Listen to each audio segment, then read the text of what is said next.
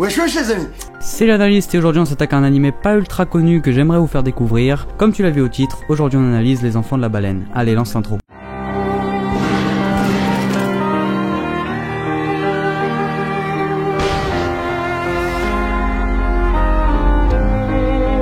Donc Les Enfants de la Baleine, c'est un animé qui a été diffusé sur Netflix. Il est produit par le studio DC Staff qui ont aussi fait Bakuman et Food Wars, donc des animés qui sont pas de mauvaise qualité. Il est adapté du shoujo, mais en France on le classe à juste titre dans la catégorie seinen d'Abi Umeda qui porte le même nom. Ce même manga, il a remporté le Daruma du meilleur seinen de la Japan Expo 2017 et s'est fait donc être adapté en animé la saison suivante. À la réalisation, on a Kyohei Ishiguro qui s'est occupé du triste et bel animé You Are Lie in April. L'univers de Les Enfants de la Baleine par moment rappelle Miyazaki, tout à fait normal. Abi Umeda a été l'assistant de ce dernier. On a donc de la qualité à la réalisation, mais maintenant laisse-moi te dévoiler le pitch de départ qui est fort atypique. Dans un monde où tout n'est plus que sable, un gigantesque vaisseau dérive sur un océan de dunes. Il abrite une population qui pour la majorité sont capables de maîtriser le Semia, un pouvoir surnaturel qu'ils tirent de leurs émotions, ce dont les condamne cependant à une mort précoce. Ces derniers sont appelés marqués et sont encadrés par les non-marqués qui ont une espérance de vie bien plus longue. Ils dirigent l'île à travers un comité composé des membres les plus vieux, ayant dépassé la soixantaine. Ces derniers sont informés de la condition singulière dans laquelle se trouve le peuple de cette baleine. Ils vivent leur vie coupée du monde jusqu'au jour où le personnage principal Shakuro fait une étrange rencontre qui entraîne une recherche frénétique de la vérité jusqu'à lever le voile sur le douloureux passé des habitants de l'île. Je n'en dis pas plus pour que tu puisses découvrir et savourer pleinement cette série exactement comme je l'ai fait avec un épisode par jour.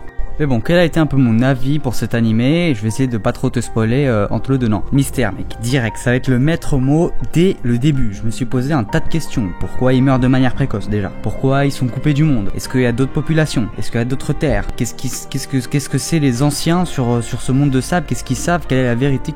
Quel est le passé de cette île? On va les voir en fait évoluer en autarcie, on va les suivre leurs traditions comme le vol des sauterelles qu'on voit à l'épisode 2. Donc c'est un peu une sorte de fête, un petit peu de... C'est un moment de contemplation de l'animé qui est franchement mémorable. Donc c'est des sauterelles qui viennent et qui brillent dans la nuit, c'était magnifique.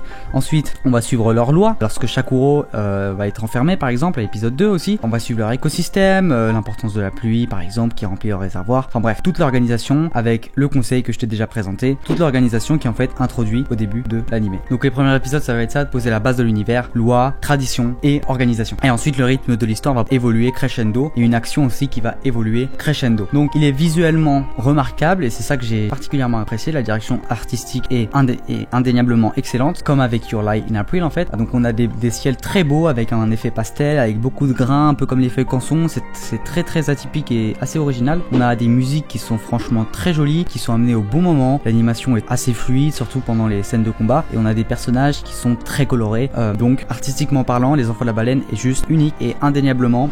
C'est-à-dire que toutes les personnes qui vont regarder Les Enfants de la Baleine, ils vont te dire à la fin, voilà, je me suis pris une claque visuelle. C'est ce qui ressort le plus. Donc lancez le premier épisode et vous comprendrez de quoi je parle. Louis l'a vu, tout va être sublimé. Ensuite, il va aussi retenir son attention par son scénario. Bon, il est critiqué. Personnellement, il était assez... Son scénario, je le base surtout par rapport au mystère. Donc parmi toutes les questions que j'ai posées au début, seulement quelques-unes vont obtenir une réponse. Et à chaque fois que tu as une question qui est répondue, t'en as une autre qui émerge. C'est comme ça tout le temps. Donc ça alimente en permanence le scénario. Ensuite, on a des thèmes abordés qui sont pas révolutionnaires, mais qui sont assez étranges dans un animé, on va dire. Donc on a l'isolationnisme par rapport au peuple de la baleine, qu'on retrouve un petit peu aussi dans Black Panther, je vous invite à voir ma vidéo. Donc on a aussi une vie en communauté, on a la place des sentiments, la transmission notamment des générations en génération, le poids des anciennes générations sur les nouvelles. Bref, plusieurs niveaux de lecture sont possibles et tous ces thèmes sont assez bien traités dans l'animé. Bon, après on a aussi des scènes qui sont assez touchantes, elles peuvent même vous faire peut-être tirer une petite larme. Donc placez le bon OST et c'est parti. Personnellement à deux doigts, mais je n'ai pas peur. Ensuite on a de nombreux retournements de situation qui sont assez imprévisibles et qui vont vous retourner un peu de l'intérieur. On va voir des personnages qui vont évoluer contre leur destin. Mais bon, j'ai aussi envie de parler de la VF parce que la VF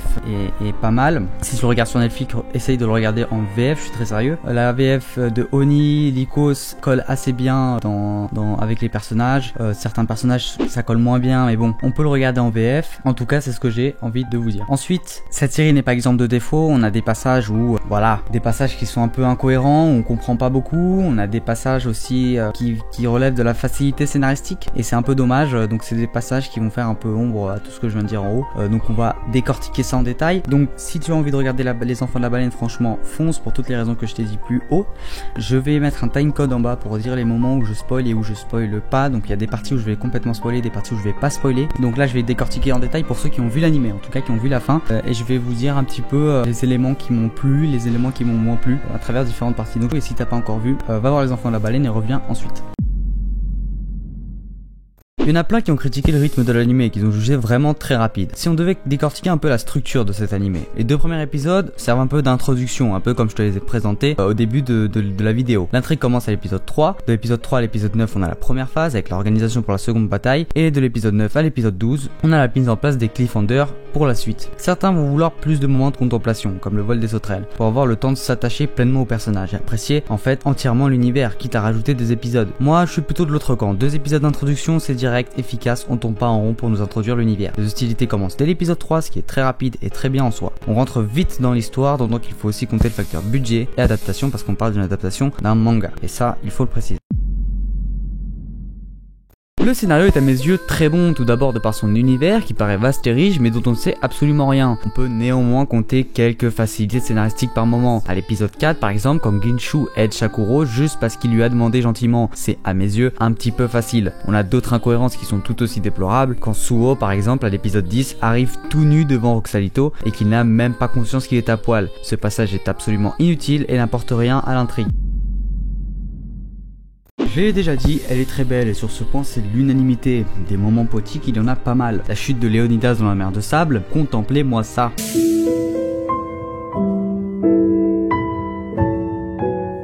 Des fleurs par milliers. Mon cœur est rempli de sentiments. Des sentiments irrésistibles, prêts à se libérer. Le monde est fou. Qui pourrait comprendre ce que je ressens?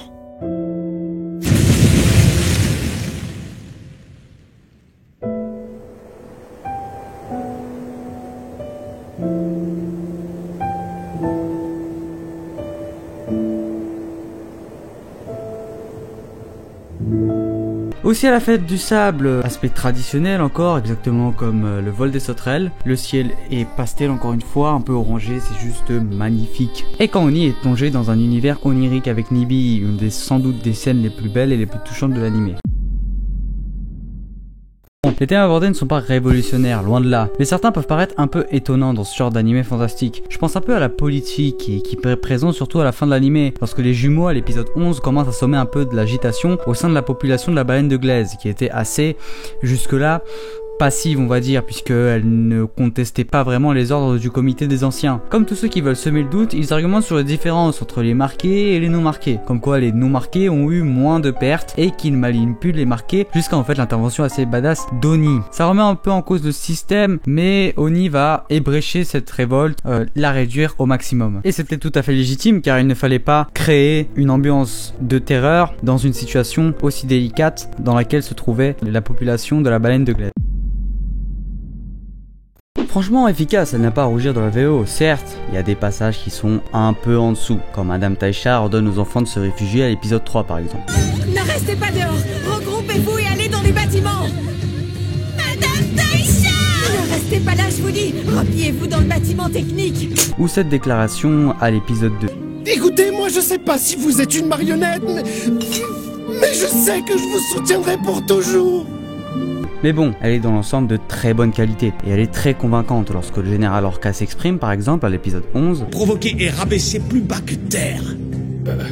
Mais pas du tout, Je ne te laisserai pas dire que tu n'as rien à te reprocher. Veux-tu que l'on évoque les crimes que tu as commis et leurs conséquences? Mais bon, le best ça reste Oni, on peut difficilement faire mieux que lui, à l'épisode 8 par exemple, avec ce moment assez badass où il prend en otage le général. Personne ne bouge. Si vous faites un geste, je lui tranche la tête. Et s'il y en a parmi vous qui ne me croient pas, regardez bien. Ainsi, si tu ne digères pas les voix japonaises et que tu en as marre de lire les sous-titres, tu peux clairement foncer voir la VF, je te la recommande, elle est vraiment très bien. Shakuro est le personnage principal qui agit comme narrateur au récit. Il a pas un chara design hyper atypique, je te l'avoue. Il est même un petit peu naïf, je te l'avoue aussi. Mais bon, le voir évoluer dans un univers si rude, ça lui forge une personnalité singulière. Il joue son rôle de scribe et endosse ses responsabilités comme il se doit, comme à l'épisode 9 où il refuse d'échanger les sentiments de ses proches contre Kokalo dont il ignore tout. Oni est sans doute un des personnages les plus développés. On assiste à plusieurs flashbacks sur sa vie d'enfant où il se forge cette volonté de s'enfuir comme le montre l'épisode 6. Ardeur qu'il abandonnera quand il saura la vérité sur le monde extérieur. C'est surtout quand on apprend qu'il est le démonas, comme nous le dit Orca à l'épisode 11, qu'on comprend l'importance accordée par l'odeur au personnage. Le caporal est aussi très mystérieux, en particulier sa relation avec sa femme. Il est particulièrement cruel. À l'épisode 6, juste avant la seconde bataille, il ordonne à sa femme de se donner la mort en étant présentable. Elle se met même à pleurer. Il possède des émotions, mais il agit comme quelqu'un qui n'en a pas. C'est un élément immatériel, donc futile selon lui. C'est un peu sa philosophie et c'est ce qui le distingue des autres personnages. On parle de celui qui a battu Léodare à l'épisode 8 avec le plus grand sourire quand même. Lorsque Shakuro rencontre Onibilis et qu'il est plongé dans les souvenirs, on voit des feux d'artifice, des maisons et même la mer avec de l'eau. Choses qui ne sont pas présentes dans le monde où évoluent Lycos et Shakuro. Ce sont pas mal d'indices sur l'existence d'un autre monde il y a très longtemps peut-être, ou plus actuel mais dissimulé. Beaucoup de questions donc et j'ai hâte que la deuxième saison arrive pour pouvoir les résoudre. Vous voyez quand je vous ai dit que dès qu'on trouvait une réponse, d'autres questions émergeaient. Et pour donner le mot de la fin, cette vidéo il commence à être un petit peu longue à mes yeux. Pour moi il s'agirait d'une des plus belles découvertes pour cette année 2018. Je ne pensais pas accrocher autant en commençant l'anime. Il possède les qualités indéniables que je t'ai présentées, mais aussi les quelques défauts que je t'ai aussi énoncés dans cette vidéo. Cette première saison m'a paru très introductrice d'une seconde encore plus palpitante et je pense que ça va être le cas. Bon, cette vidéo m'a pris énormément de travail dans la documentation, je pense que tu l'as remarqué. Si tu as aimé, n'hésite pas à lâcher le petit pouce noir et l'abonnement, c'est très important au vu du sujet que j'aborde et de la longueur de ma vidéo, pour avoir une visibilité optimale bien entendu. Promis, mon prochain format est plus court et je suis plus régulier. En attendant, on se retrouve pour une autre analyse. Merci à tous, c'était l'analyste.